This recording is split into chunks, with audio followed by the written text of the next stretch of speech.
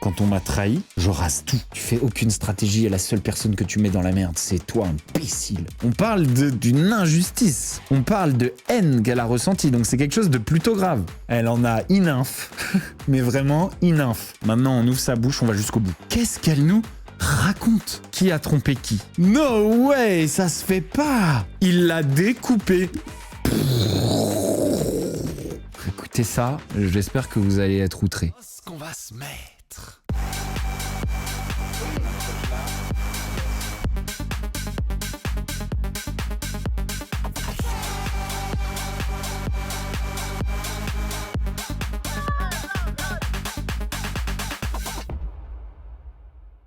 D'où je suis en retard, je suis pas du tout en retard. Qui a dit que j'étais en retard? Ça va pas la tête. Moi, ça va mieux. Ça va mieux en fait. Tu défoules, voilà, tu défoules, tu termines, et après, on se sent léger. Derrière, j'ai grave bien dormi. J'ai mis le feu, j'ai déchaîné les enfers, et après j'ai bien dormi. Tu t'es désabonné de Gab, Belen Krojim? Bah, c'est bizarre, t'aimes pas revoir 50 milliards de fois le même réel en story? C'est dommage, tu devrais parce que c'est franchement divertissant. Tous les jours, tu peux revoir exactement le même réel en story qui revient éternellement et éternellement et encore et encore et encore. La chance. La chance.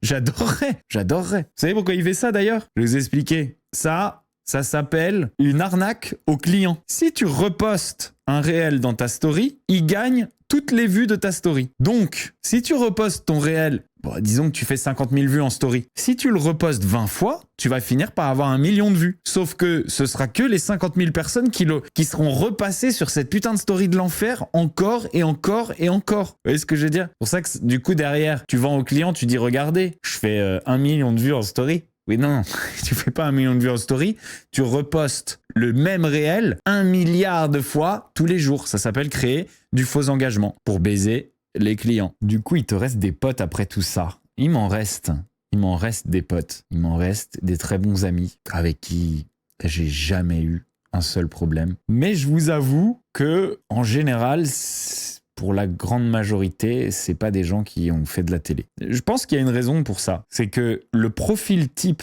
d'un mec qu'on caste pour une télé-réalité, c'est un gars avec une maman poule qui a été bien couvée, okay, qui a jamais eu de difficulté dans la vie et qui est l'enfant roi. L'enfant roi qui est extrêmement égoïste, qui ne pense qu'à lui. Et il y a peut-être une raison pour laquelle, du coup, mes potes de télé, une fois de temps en temps, finissent par me trahir. Gab a essayé de te contacter. Non, il a plus essayé de me contacter. Et ça tombe bien parce que ça sert vraiment à rien. Surtout que j'apprends encore d'autres choses qui me confortent encore dans le fait que vas-y, essaye même pas de me contacter. Genre, ça sert à rien.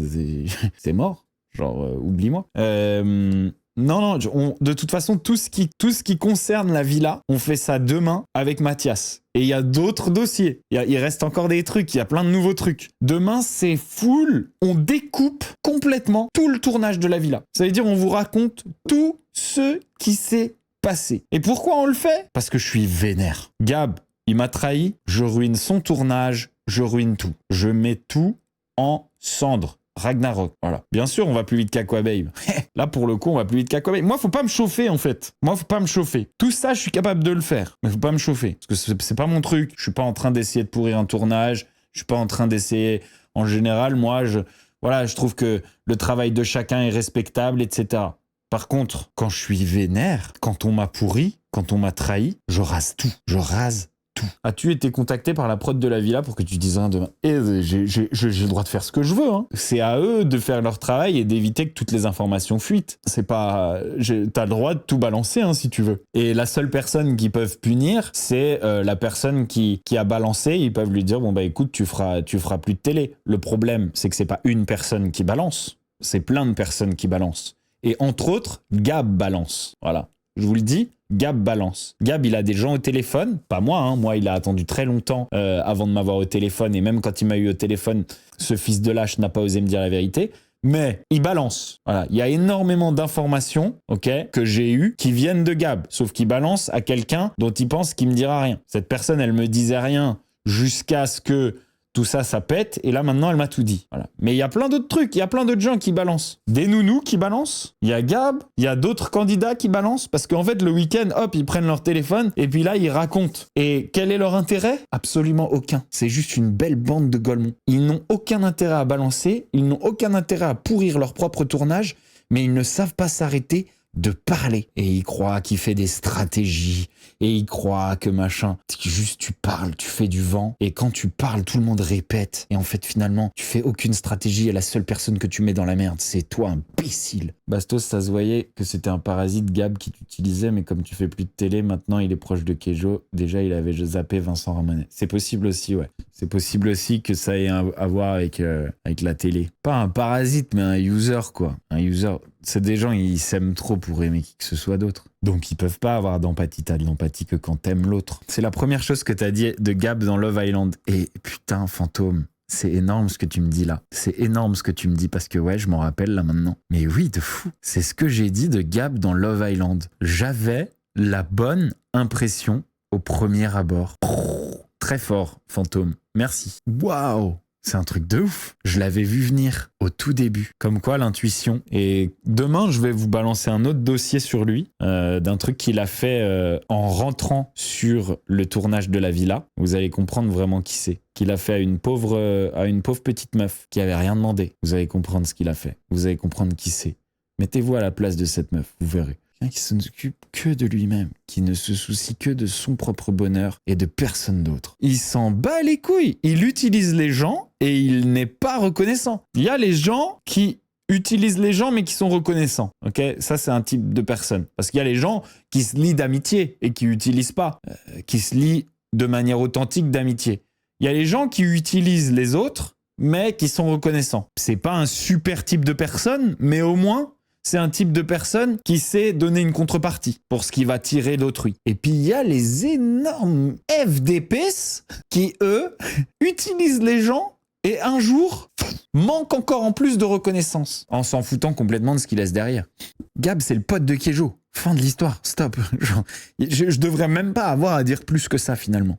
Genre, c'est vrai, exactement. C'est juste le pote de Kejo. Et on a pas mal de petits trucs à voir, il y a pas mal de petites news dont on va faire un react et on commence avec Emma Cateman. Je sais pas si vous avez suivi, mais Emma Cateman, elle est partie à Coachella. Elle a fait un TikTok en disant que certaines influenceuses qui se la racontent, machin, etc., qui sont très populaires, eh bien, ces influenceuses-là, c'est des énormes... Attendez, elle est où cette... Voilà, je crois que c'est celui-là. Je suis choqué d'avoir vu à Coachella à quel point de gros influx en mode en France vous mentent et sont tellement imbus d'eux-mêmes, ça me dégoûte. Alors du coup, cette vidéo... Elle a fait 3 millions de vues et on sait le crew avec qui elle est partie. Donc, c'est plutôt facile de savoir ce qui s'est passé. Le problème, c'est que derrière, elle a rien dit. Elle a rien dit. Écoutez, tout le monde voulait savoir qui était là, tout le monde voulait savoir ça. Les gars, le TikTok t'es en train de mettre malade. J'ai pris du temps à faire ce TikTok.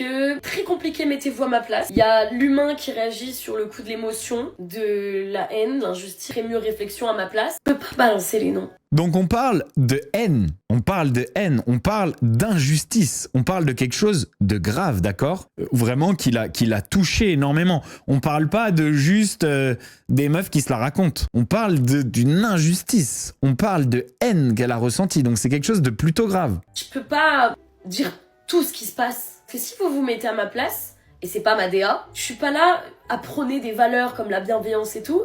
Alors que si je fais ce TikTok-là, je balance tout, tout mon ressenti. Je suis pas la seule à le penser, mais bon, c'est comme ça. Je suis pas là pour faire de l'incitation à la haine. Des fois, j'oublie quelle influence je peux avoir, honnêtement. Et en fait... Mais alors pourquoi t'as fait le premier TikTok exactement, Emma Cateman? Dis-nous. Parce que t'as quand même fait le premier TikTok. Tu t'es quand même plein. Peut-être coup de l'émotion. Je veux dire, à un moment, va au bout, quoi. Parce que là, tu te perds un peu dans tes TikTok. Je suis pas là à prôner la bienveillance, alors que derrière, je vais faire un TikTok comme ça, et il y aura de la haine. Il y aura de l'harcèlement. Ok, on risque de se demander si tu n'utilises pas un petit peu le drama pour faire des vues et puis derrière, finalement, tu donnes rien pour pas avoir les répercussions d'avoir ouvert ta bouche. C'est un peu le problème. Est-ce que tu serais pas en train de nous prendre, nous, pour des pigeons? Un peu compliqué comme situation, d'accord? Parce que c'est pas la première fois. Il va falloir nous respecter. Il y aura de la diffamation.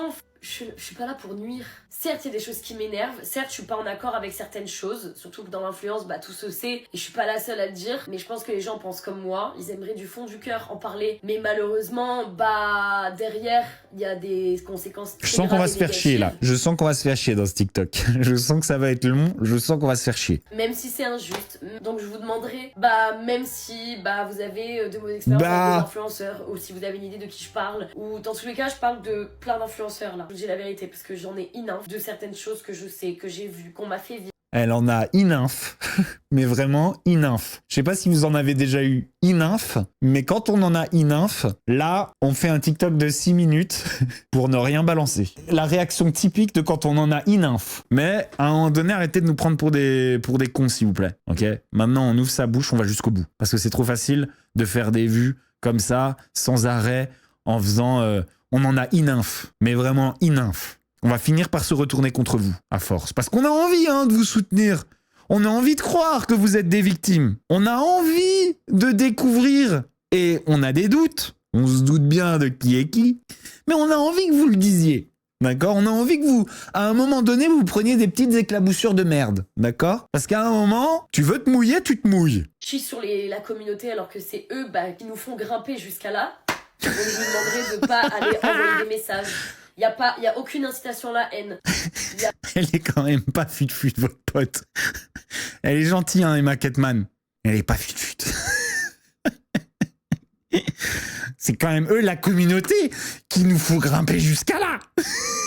Allez-y. Il n'y a aucun harcèlement. Je ne veux pas de tout ça. Parce que déjà, de 1, j'ai déjà vécu de l'harcèlement. Ou même que ce soit avant télé, après télé, ou sur les réseaux. C'est vraiment pas cool. Pas là pour nuire. Je suis pas là pour... Petit 2, petit A. De 2 parce que et en fait le 1 ça reprend le 3 en fait ça reprend un petit peu une partie du 1 parce qu'en fait le harcèlement c'est grave pas bien et d'ailleurs moi je connais une fille et une fois elle a fait du harcèlement et je vous dirai même pas qui. Alors Emma, la prochaine fois, s'il y a une leçon à retenir, ok, quand tu ouvres ta gueule, peut-être tu vas au bout et tu nous dis de qui tu parles, même si l'embrouille est bordel. On t'a zappé. T'es gentil, hein? Et putain, t'as pas inventé le fil à couper le beurre. On enchaîne sur Magali Berda. Mais vous savez ce qui me passionne vraiment? Les personnalités politiques. Parce qu'au fond, la politique et l'influence, c'est un peu le même jeu. Ils créent des communautés, ils divisent comme ils rassemblent, ils enrichissent comme ils appauvrissent, ils inspirent comme ils manipulent. Ils peuvent être brillants comme être désastreux. Ils peuvent être remplis d'humanité comme monstrueux. Finalement, est-ce que ce ne seraient pas eux, les vrais influenceurs? Ça crée un vrai débat, un peu comme ma tenue aujourd'hui, non? Non! Parce qu'au fond, l'influence et la politique, c'est un petit peu le même jeu. Ils divisent comme ils rassemblent, ils gagnent de l'argent et ils en donnent. Dans les live matchs. On va en parler après, elle fait des live matchs. Mais qu'est-ce qu'elle nous raconte? Je me demande qui a écrit ça. Qu'est-ce qu'elle nous raconte? Ils peuvent être des héros, comme être des dangers. Parfois, ils peuvent être teubés, mais ils peuvent être smart. Oh, c'est pas possible. Et en fait, de quoi on parle? Ça mène à quoi, en fait, cette vidéo? Parce que, ça veut dire quoi? Ça veut dire... je sais pas, tu veux faire de la politique, c'est ça? Je sais pas, il y a rien. Ça va nulle part. Mon métier... c'est l'influence. Mais ce qui me passionne vraiment, c'est la politique. Ok? Et donc, en fait, t'es en train de dire que, genre, c'est son CV qu'elle est en train de faire? Elle est en train de faire passer aux réseaux sociaux le fait qu'elle est intéressée par la politique. Voilà.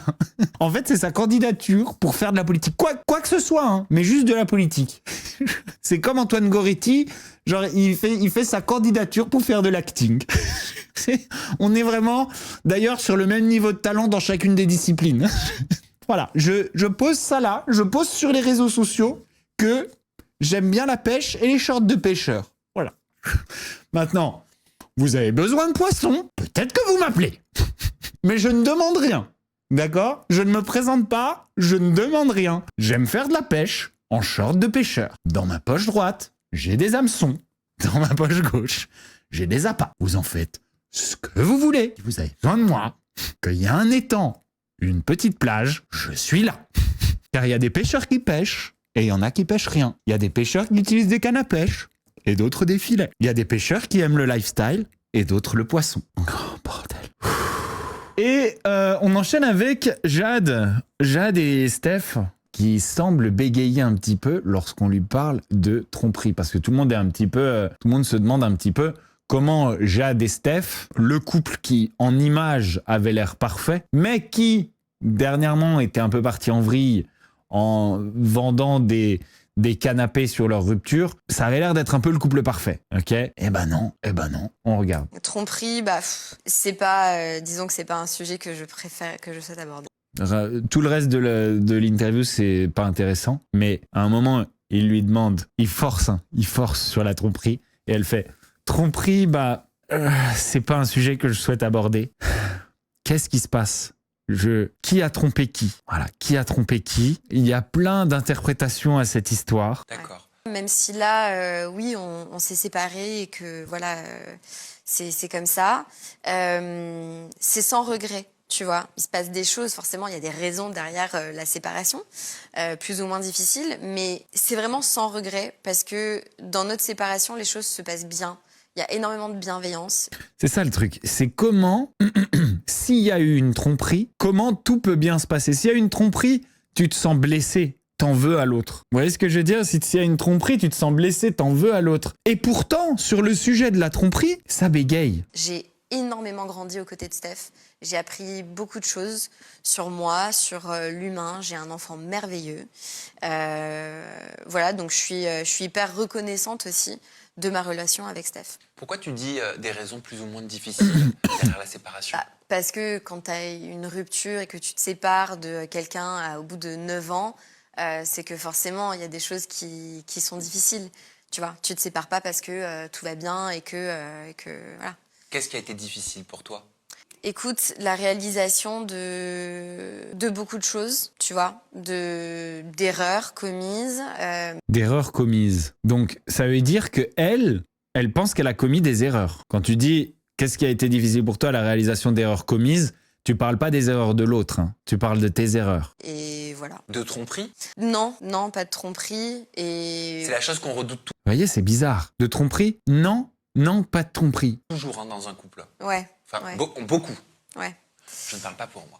Vous voyez, on dirait que, je vous le dis, hein, cette interview, elle est hyper intéressante. Elle est hyper intéressante. Parce que il y a un truc où tu restes entre les deux, etc. Après, moi, je vais vous dire ce que c'est mon analyse, ok? Et elle a l'air sincère. Elle a l'air sincère. Ça veut dire, c'est pas, il y a quelque chose qui se passe et elle veut pas parler, hein.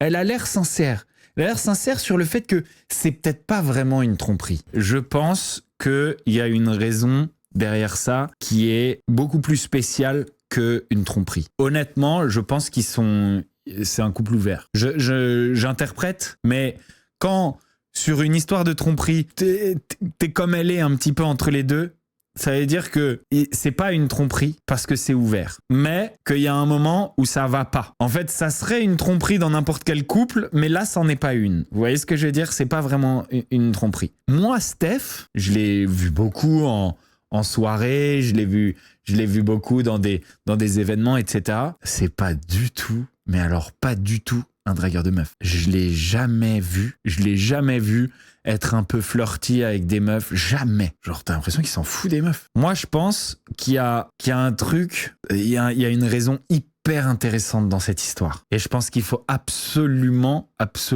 que quelqu'un réussisse à la creuser. Et Sam, il a été très très fort là, parce qu'elle voulait rien dire et il a réussi à l'emmener à un endroit où elle était pas à l'aise, elle était sur la tranche, elle était entre deux eaux, il y a un vrai truc à creuser. Moi, je trouve que ça sent le couple ouvert, mais le couple ouvert où à un moment, il se passe un truc qui fait que, en fait, on est sur le mauvais chemin depuis un moment. Vous voyez ce que je veux dire? C'est exactement le genre d'histoire que Aquababe pourrait nous sortir s'il n'était pas en train de chercher Xavier Dupont de Ligonnès, dont on s'en branle, mais alors au plus haut point.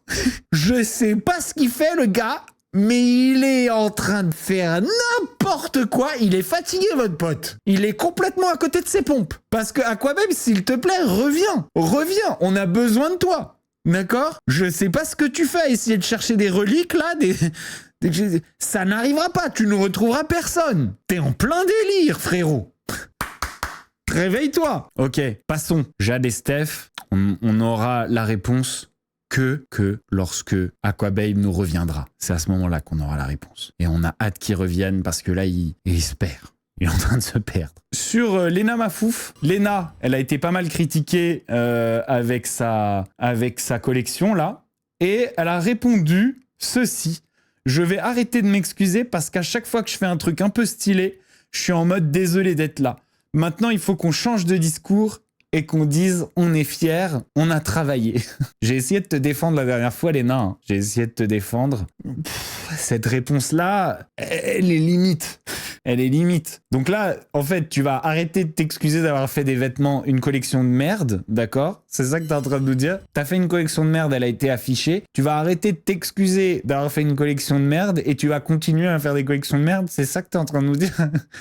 Là, c'est un peu limite. Il y avait d'autres manières de se défendre. Ma manière de te défendre était meilleure, honnêtement. Par contre, là, je sais pas, fier de quoi? Alors, fier de ta carrière de youtubeuse, je veux dire, c'est indiscutable. La collection Hôtel Mafouf, c'est une daube. Donc dire, une fois que ça a été affiché que c'était une daube, dire ouais, je suis désolé, on n'a peut-être pas mis toute l'attention qu'on aurait dû mettre. Ok, on enchaîne. Emma Paris et Vlad, on n'avait pas entendu parler d'eux depuis un moment, puisqu'ils sont séparés depuis très longtemps et que Emma sort avec la prisonnière Just Pyramid. Je vous rappelle qu'elle est emprisonnée pour trafic de drogue et blanchiment d'argent. On regarde drama. Qui l'affiche à son tour, je vous raconte tout ça. Bon, pour comprendre tout ça, il faut remonter à l'époque où Emma Paris était Emma Cakeup. À cette époque, entre 2018 et 2020 plus précisément, elle était en couple avec l'influenceur Oltean VLD de son vrai prénom Vlad, avec lequel... Qui, je précise, a quand même une petite ressemblance avec sa nouvelle meuf. Elle entretenait une relation très tumultueuse qui s'est finie en mauvais termes, comme Emma l'avait d'ailleurs révélé dans une de ses vidéos sur sa chaîne en 2022. Depuis, ils ont chacun fait leur vie, mais surtout chacun fait leur vie amoureuse. Du côté de Vlad, ça fait plus d'un an qu'il est en couple avec une certaine Anna, et du côté de Emma, ça fait aussi plus d'un an. C'est Vlad en meuf, je suis désolé. Je suis désolé, c'est Vlad en meuf, Just Pyramid. Vous dites ce que vous voulez, c'est Vlad meuf. C'est quand même énorme. Qu'elle est en couple avec Just Pyramid de son vrai prénom Clara. Et pour plus de contexte, ça fait plusieurs semaines que le blogueur Aquababe a révélé que sa copine serait actuellement en prison. Et alors que son ex Vlad est bloqué de partout, Emma a révélé ce 21 avril que son ex, donc Vlad, lui enverrait encore des mails. Oh non! Oh non! Ça se fait pas. Quand ça fait bientôt 5 ans que t'es plus avec, mais qui t'envoie toujours des mails en disant « appelle-moi ». No way, ça se fait pas. Oh, c'est dur. Oh, c'est comme les meufs qui partagent en story privée les footballeurs qui leur envoyaient des messages et en fait donc elles partagent les footballeurs qui leur ont envoyé des messages en mode elles répondent pas mais juste elles partagent et puis en réalité c'est pour ça que c'est dans la story privée et pas dans la story publique, en réalité derrière elles répondent et puis elles vont à l'hôtel Ken pour un sac Hermès. C'est exactement ça. Oh, fais pas ça. Il dit appelle-moi, réponds-lui, partage pas ça en vidéo. Et Vlad, qui a vu sa vidéo, a décidé de répondre sur le même son, la véritable raison de l'envoi de ce mail. Il a été très bon. Il a été très bon. Quand elle pense qu'après 5 ans, je lui envoie un mail parce qu'elle me manque, alors que je voulais juste savoir pourquoi sa meuf a pris 5 ans de prison. Oh, waouh. Je suis vraiment pas un Vlad fan. Cependant... Ça, je crois que tu l'as laissé tomber, Vlad. C'est pour toi. C'est pour toi. Oh, waouh. Comment t'as fumé une pique-me? Tiens, ceci est à toi. Il l'a découpé. Franchement, et regardez, c'est lui qui prend. Les gens, ils sont... sur les réseaux sociaux, ils sont pas objectifs. Parce que c'est un gigantesque trolling. Il l'a terminé. Et là, c'est drop de mic. Chic ciao. Arrivederci. Fini. Magnifique. Félicitations, Vlad. Les gens, c'est des ouf. On enchaîne avec Chana Cress. C'est rarement qu'on traite Chana Cress, mais là, on va le traiter. Chana Cress. Écoutez ça. J'espère que vous allez être outrés. Ok. On regarde Chana Cress qui a pris la parole pour nous dire pourquoi elle va partir à Dubaï. Bon, c'est pour vous dire qu'aujourd'hui, j'ai eu un appel avec quelqu'un qui est sur Dubaï, parce qu'on se renseigne pour peut-être aller déménager, parce que j'aimerais bien que Lucas aille à l'école à l'étranger. Et franchement... Pour l'instant, J'aimerais bien que mon enfant aille à l'école à l'étranger. Pourquoi pas? Double culture, c'est cool à offrir à ses enfants. Pourquoi pas? On sait pas encore où. Ah si, elle a dit Dubaï. Double culture, pas vraiment, mais bon. Je pense que ça fait rêver, les gars. Le taux d'imposition n'a rien à voir avec ce qu'on paye. Nous aussi, ils payent.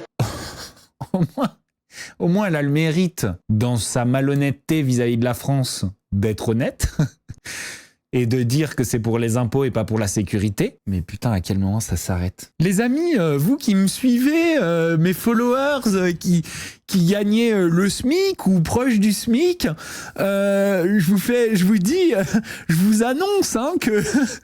Ah là là, qu'est-ce qu'on va être bien à Dubaï à ne pas contribuer à ce système en fait dans lequel on a grandi et dans lequel vous grandissez en fait. Ah là là, comment ça donne grave envie de partir à l'étranger et de finalement vous laisser dans ce système, vous laisser continuer à contribuer alors que nous on a fait fortune et que on vous chie dessus en fait. C'est trop stylé. Waouh, comment c'est bien là-bas. Les amis, dans un système, dans un système, il peut pas y avoir que des riches. Il peut pas y avoir que des riches. Il y a des riches, il y a des pauvres. Il y a des gens qui ont fait des choix dans leur vie qui les a rendus un peu plus riches et il y en a qui doivent travailler pour les entreprises des riches pour que ces entreprises marchent. On a besoin de tout le monde, d'accord? Et c'est pour ça qu'on a besoin d'un système social avec une contribution à la hauteur de la richesse de chacun, d'accord? C'est pour ça. Pour que ceux qui travaillent pour moins d'argent, mais qui prennent moins de risques ou qui n'ont pas fait les mêmes choix, etc., eh bien, ils soient pas dans la misère et dans la merde, ok? C'est ça notre système à nous. Il y a des riches, il y a des pauvres, c'est normal, tout le monde peut pas être égal. Et tout le monde peut pas être égal, parce qu'il faut aussi une société qui récompense quand même les gens au mérite. Maintenant, si, une fois que tu fais fortune, tu ne participes plus au système, tu joues pas dans les règles. Une fois que tu fais fortune, tu payes plus d'impôts, c'est normal, parce que tu soutiens les gens qui travaillent, les gens qui consomment, les gens qui font partie du système autant que toi. Non contente de chier sur ce système, c'est-à-dire finalement, bam, ça a marché pour toi, tu te barres et tu contribues plus. Non content de chier sur ce système, tu gagnes tout ton argent avec les gens qui te suivent, qui eux, pour l'immense majorité, gagnent le SMIC ou proche du SMIC, et tu as le culot de le leur dire en rigolant. Oh putain, ça me fait mal au cœur. Ça me fait mal au cœur. Ça, c'est des gens égoïstes.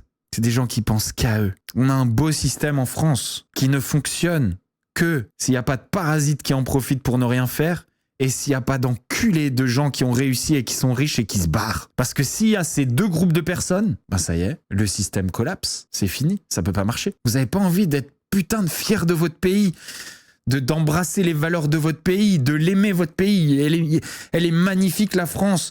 Elle regorge de diversité, de paysages, de beauté, de terroirs, de culture. Vous n'avez pas envie de l'aimer, la France? Vous n'avez pas envie de vous battre, d'accepter de contribuer, de pas penser qu'à vous-même? Ok, on enchaîne. Marvin est blessé. Conclusion du rapport de l'IRM du coude droit. Rupture du tendon distal du biceps brachial droit. Avis spécialisé nécessaire. Désolé de vous annoncer que je serai off le 3 mai. Blessure débile pendant un sparring. Merci à tous pour votre force. Malheureusement, il n'y aura pas de combat Ilan Marvin s'est blessé au dernier moment. On est un peu dégoûtés tous. Voilà, on le soupçonnait de faire semblant. Regardez. Je reçois des messages de Zignav, ouais, comme par hasard. Mais comme par hasard de quoi? Vous croyez que j'ai fait exprès de me blesser, bande de fils de pute? Comme par hasard. Comme par hasard de la chatte à ta mère. Tu sais, genre, moi j'ai été tolérant pendant des années et tout. J'ai été tolérant avec la connerie des gens. J'ai tenu et tout. En fait, éventuellement, un jour, on peut pas y échapper. On n'a plus la force. On n'a plus la force. On l'a plus. C'est facile de vivre sans les réseaux sociaux et de pas voir au quotidien l'étendue de la connerie humaine qui s'abat sur toi toute la journée. C'est facile. Mais quand on la voit, au début, on se dit, bon, vas-y, je courbe l'échine. Je fais le dos rond. Je subis. J'endure. Je regarde ailleurs. Je détourne le regard. Mais un jour, tu pètes un câble. Un jour, tu pètes un câble. Mais je vous avoue que je le comprends parfois. Je vous annonce, dimanche prochain, Marvin sera avec nous. Donc on a une belle semaine. On a Mathias demain et on a Marvin dimanche. Je vous mets bien là. Voilà, on va parler de plein de choses. Moi, Mathias, j'aimerais bien qu'il vienne souvent. Voilà. Marvin, j'aimerais bien qu'il vienne souvent. Après kiffer. J'ai vu un truc, ça a été posté il y a 2 heures. Ce que mon ex pensait de mes chirurgies. sur Snapchat. Sur le Snapchat de Vivi. On est où là? Ben, je vais le laisser répondre de lui-même parce qu'il est grand en fait. Alors, Elle était belle Vivi quand même. Hein. déjà j'aimerais bien avoir une petite liste exhaustive des travaux qui ont été pratiqués. Parce que en fait j'en sais rien, je sais pas exactement tout ce qu'elle a fait, mais apparemment il y a du taf. What? La vérité, c'est que je m'attache pas à un physique. Voilà, il y a des tonnes et des tonnes de très jolies filles, dont elle fait partie. Hein. Pour que j'ai un vrai coup de foudre pour une fille, bah, il faut que sa personnalité soit attirante pour moi. Il faut qu'elle me fasse rire. Il faut qu'elle soit créative. Il faut qu'elle soit, en fait, tout ce qu'elle est. Et du coup, c'est vraiment pas son physique qui a fait que j'ai été aussi attiré par elle que je l'ai été. Maintenant, je la trouve magnifique et je crois pas me rappeler de l'avoir vue sans. En fait, c'est-à-dire que moi, je l'ai découverte un peu avec ces opérations. Je la trouve magnifique.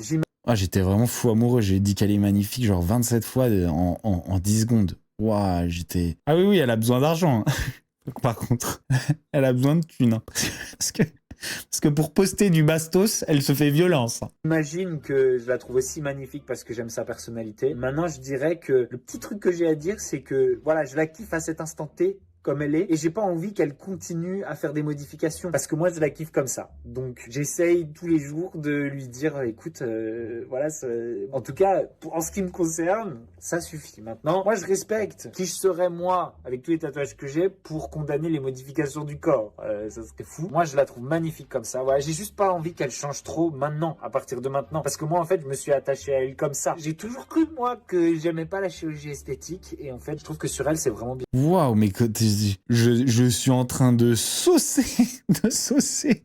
Je me demande si son mec a liké la vidéo. Et peut-être que ce que je dis c'est biaisé parce que je la kiffe. Mais oui, bon bah on a compris que tu la kiffes. Espèce de cassos, va. Tu vas le répéter combien de fois? Je la trouve très jolie comme ça. Ouais, bon bah c'est bon.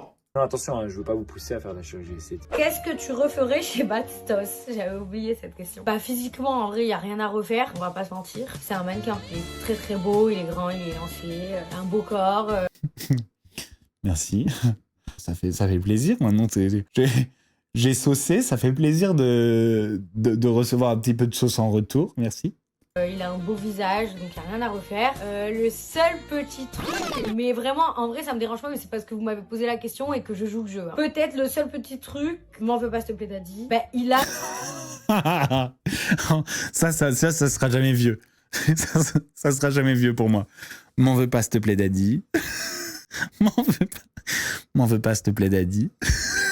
Ça me manque quand même de me faire appeler Daddy. C'était quand même sacrément mignon. Une calvitie naissante, tu voudrais peut-être corriger. Voilà.